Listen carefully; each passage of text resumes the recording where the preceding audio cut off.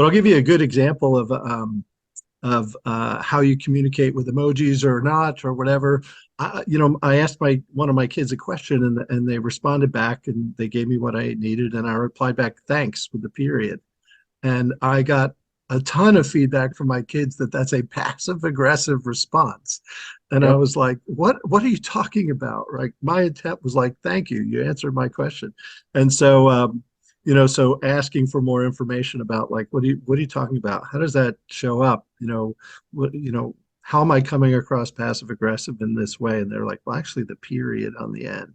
Right. And it's just things I didn't really, something I'd never think of. I'm like, well, I'm grammatically correct. And they're like, no, actually, you're passive aggressive. And so, again, sort of intent and reception, and how, the people on the other end receiving that message look at it completely differently, maybe, than you do. And just really, I think getting that feedback was great, because I was like, thanks. What do I need to do to change? Teach the old man. And then, second, it's just a good reminder too that you don't necessarily know how it's being received on the other end. Something as simple as a thanks. Yeah, I have a 10-year-old and a 13-year-old, so I am routinely getting schooled on the technology and the communication channels and things like that.